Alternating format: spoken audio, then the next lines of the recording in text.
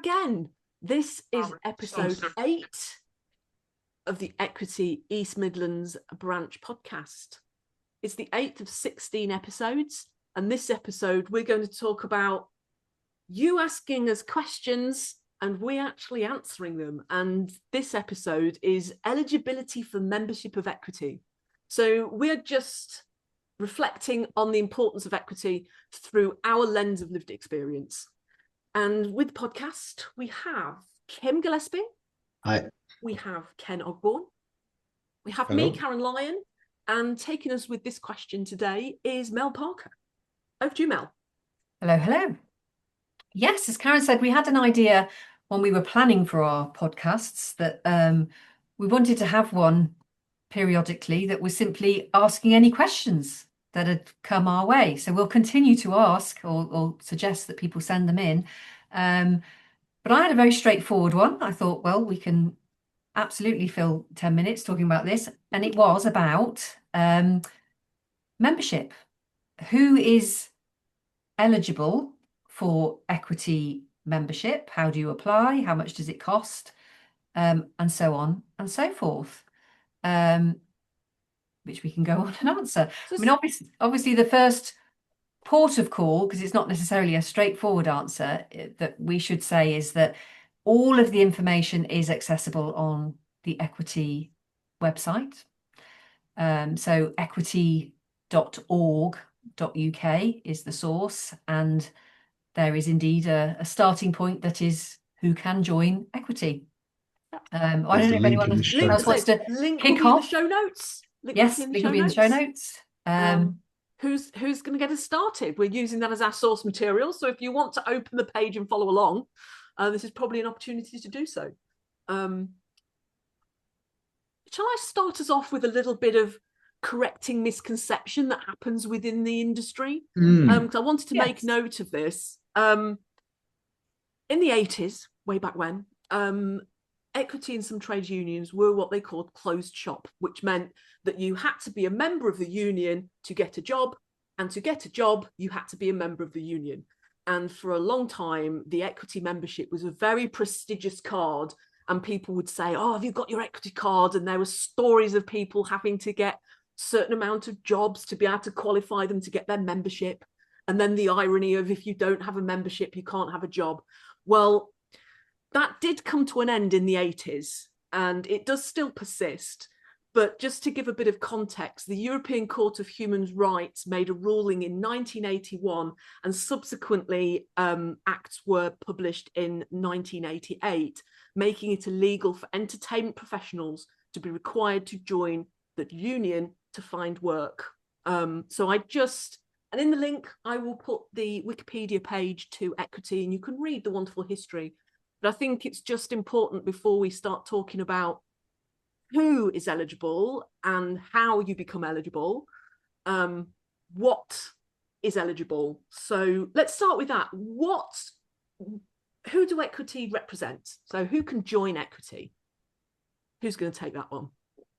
Well, it was always in the perform. I mean, when I was beginning my acting career, which was a very long time ago, and on the amateur and student stage, simplistically used to just think that equity was for actors. But of course, we are in a very, very broad profession. So even on the website, you'll see there that equity represents actors and choreographers, comedians, dancers, directors and models and singers, and then the people behind the scenes like stage managers, costume and lighting designers, and then equity represents voice artists and stunt performers and supporting artists as well. So everyone from the extras right through to the producers and the directors. And vast, isn't it?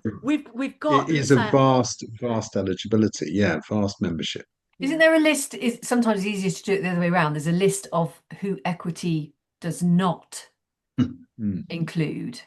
There isn't, but what I was going to do... There is. It says, okay. It says, examples of professions we do not represent include writers, session musicians who do not sing, camera operators, sound engineers, and fitness instructors. That's an interesting one, isn't it? Yeah, So there you Exactly. go. And in fact, so for those, you can be part of the writers' union or the musicians' union. yeah. You can join a union. And the fitness instructors union, is there one of those? Yeah, yeah, Probably is. yeah. I don't know.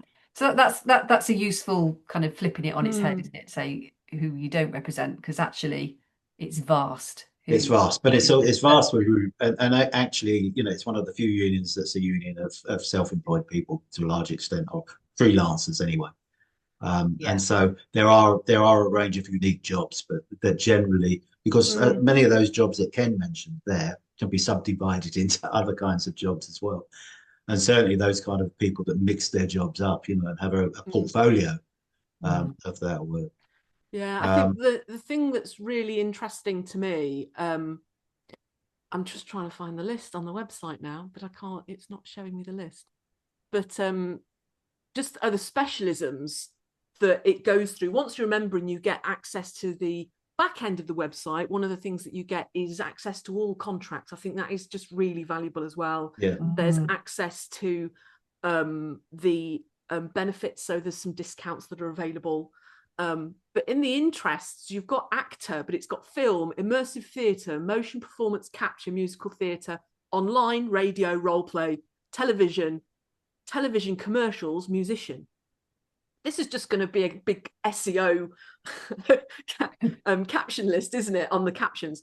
The dancers, we've got ballet, ballroom, commercial, contemporary, folk, Irish, hip hop, jazz, Latin, modern dance, and tap. Wow. In models, we've got catwalk, commercial, fitness, glamour, parts, and promotional. So it's interesting that there is a distinction to do with fitness instruction somewhere, but in the models, there is a category. Singers, blues, singers choral, opera singers, gospel singers, jazz singers, pop singers, pubs and clubs, R&B, recording sessions, rock metal, singer solo, tribute acts. Well, we've made the point that there's a variety of the final one, which we have theatre, costume design, directors, hair and makeup, lighting, production, puppetry, design, sound design, education with young people, and then there's a whole plethora of other interests and other specialities. But I think and I mean that the technical aspect there, Karen, it's really important to mention as well that if you're in that, there is a crossover with other unions, but actually we kind of represent stage managers as well in there. I mean, there are rules about the kind of joining, and they're listed on the equity page in terms of the kind of amount of earnings you have to have had from professional work in any of those over the year, but also evidence that you've undertaken a job on an equity contract, and that might be a different way of kind of looking at the cost. That if actually you've joined a company, a small scale company, a company registered with the Independent Theatre Company, not company, but in the ITC in any event, where there would be a small scale equity contract. And if you manage to get a job on that, you're eligible to join the union as well. And that's the next step on the information that's on the website that people can see is once you've confirmed or not that you're eligible in terms of what you do, then it's the evidence required, and that's listed in there, isn't it? So I mean, can I just bring up this point about students, because the membership for those who are currently studying on a course of NQF level 4, that's a really kind of old-fashioned phrase, so I think they need to be pulled up on the NQF thing. I mean, for a start off, if you're in the know, it's RQF now, but the NQF is a kind of apprenticeship type title.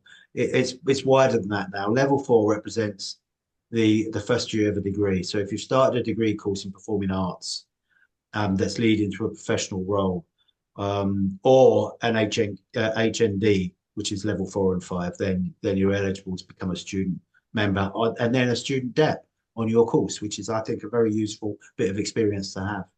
So there's different types of memberships, aren't there? So there's full memberships that you have to provide evidence of, and that's where you've earned £750 worth of professional work in the industry. And then there's a couple of others, a subsidised membership, which is like a simplified version of what used to be for various other membership, excuse me. And then there's this education and training membership. I think that's where that comes in, Kim, isn't it? Yeah. But it's all there. I think the point is that we want to make, with such limited time in our 10 minutes, is that it's all there on the website. But if you go to that and you're still unsure, then you have your branch to come and ask questions to. And we have available to us, if we're unable to answer any questions, our regional colleagues that support us to be able to go away and say, what's the particular circumstance that you're asking about? And they'll pop up with the answer, won't they? Speaking as someone who kind of still feels sometimes quite new to the profession, what's really exciting to me is when you meet people who say they have life membership. And that, I think, needs to be voted for at conference, or people get nominated for life membership. Is that correct, Kim? Am I getting that right? Yeah. I mean, there's different categories. My membership is the one under that, which is long-term old person membership. I can't remember what it's called. Been around a while. Yeah, I've been around a while. So it's a lower rate because I've been around a while, but it's not the life membership, which comes up. Yeah, absolutely. Honorary life membership. So there's life membership and there's honorary life membership. Life membership is when you reach a certain age and then it's deemed that you've worked enough and you are a member of Equity. I think there is a small fee once you've retired, but honorary life membership is the membership that is there's usually 2 or 3 a year that are chosen by council for people who have done extraordinary work in the union, and they never have to pay subscriptions again. A bit like key to your city, freedom to it's a bit like that. I pay a lower rate, but I haven't got quite to that stage yet. So I think the very simple, very, very simple of everything that we've said, full membership really is the one you want to go for if you can, because you get your insurance, you get all of the access. There's some things that you don't get as subsidised members, but predominantly you want your full membership. You can then stand for elections, those sorts of things. But you have to have earned £750 or more from professional work in the entertainment industry and can produce contracts or invoices, emailed contracts, letters, wages or slips to confirm that you worked on certain dates, the type of work that you did, and how much it was that you were paid. So there we go. And if this episode comes out to the masses in October, there is a meeting on the 3rd Wednesday of the month, which is the 15th. And if it comes out a little bit later and we're nearing November, there is a November branch meeting on the 2nd Wednesday of the month. We come to the end of episode 8. Thank you very much, Kim. Yep. Thank you, Ken. And thank you, Mel. Thank you very much. See you again soon.